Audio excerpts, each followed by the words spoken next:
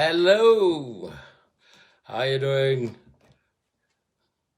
Welcome to our conversations this Tuesday afternoon, and welcome to Vula Conversations, where we help you move up and forward. And in the process, as we say, we learn as well. Okay, my name is George. I'm a life and business coach at Vula Ando Consulting. So, what are we talking about today? Well, yesterday we talked about change the beliefs that are holding you back. But I thought we would get a part two of that today. So it's change the beliefs that are holding you back. But today we're talking about stop persecuting yourself. Stop persecuting yourself. And why? Well, are you one of those people who set impossibly high standards for yourself? Then you beat yourself up when you fail to achieve them. Are you never happy with your achievements? Do you only see the worst in yourself? Everyone else does better things than you do. Well, today we're saying stop persecuting yourself and cut yourself some slack. Really do. Cut yourself some slack. Because everyone makes mistakes. And when you make a mistake, remember that it's history. You can't change that. It's happened. It's happened. So you'll be amazed at the number of people who live in yesterday.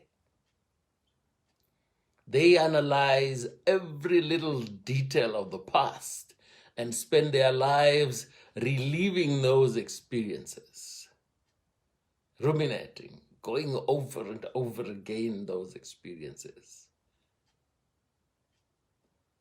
See, every fault or mistake is then highlighted from every angle. I shouldn't have done this. I could have done this. I shouldn't. But the point is, it's all history. It's done. And with each analysis that you make, you persecute yourself even more. See, my advice is don't waste time on history. It's done. Sure, learn from it. That is the key. Learn from your mistakes and do your best never to do it again. That's the lesson. But no amount of finger pointing, anger, or self-pity will change anything. In fact, it will make it worse.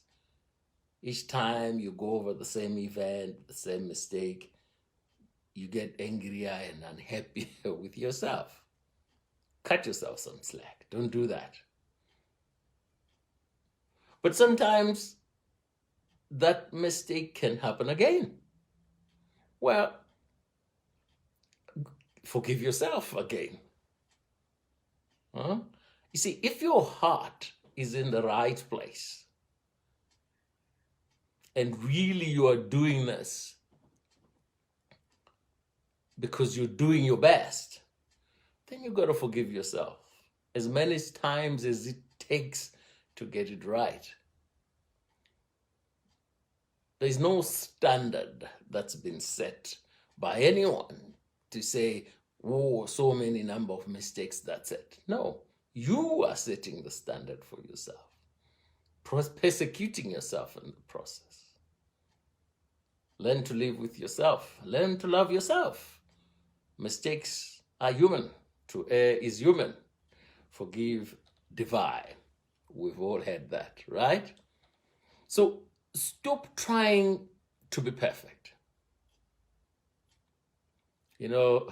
This age of social media where everyone brushes up the photo that was taken 100 times, and that's the one they put there, and everyone looks at that and, oh, that's perfect life. No one has a perfect life. No one has ever been, no one is, and no one will ever be perfect.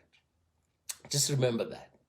So Every time you have a task, every time you have something that you need to do, give it 100% of the best, 100% of the best of you.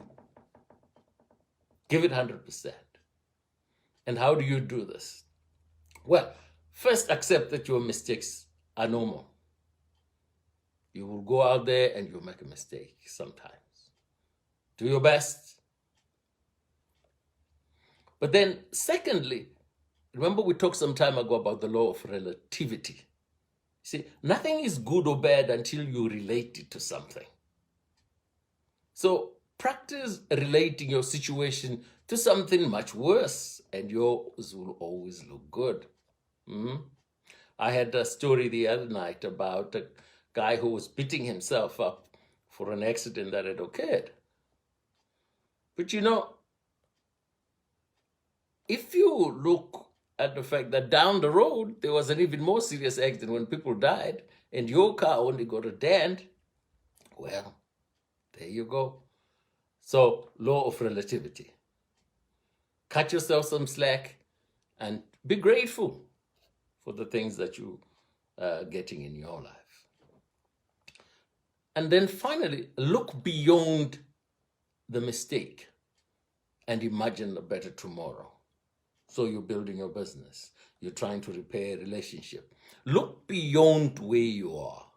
I know it's difficult, but force yourself to look beyond that and say, what's the ideal? What's my win? What's the best situation that I want out of this? Imagine that. Feel that. That's where you want to be. Let that be the dominant factor in your mind. The fact that you are going to be this ideal that you're looking for. You see, remember we've always said that it's your thoughts that we harbor, which lead to the feeling. And then the feeling leads to an action, and action leads to a result. So if you're always having thoughts of beating yourself up, guess what your feeling will be? Guess how you're going to act. And guess what the result is going to be. But if your thoughts are looking beyond that mistake, then you are going to have hope, which will lead to your action, which will lead to your results. Okay. I thought I'll drop in with a very short one today, but it's important. Give yourself some slack. Cut yourself some slack. Don't persecute yourself. Okay. All right, this is George. As I say, I'm a life and business coach, Proctor Gallagher Institute consultant at Vula and Law Consulting. And if you like this video, hey, like it, share it with colleagues. Hey, connect with us, And as usual, stay positive. Stay positive. It's really good medicine for the soul. And hey, we talk again tomorrow. Take care now.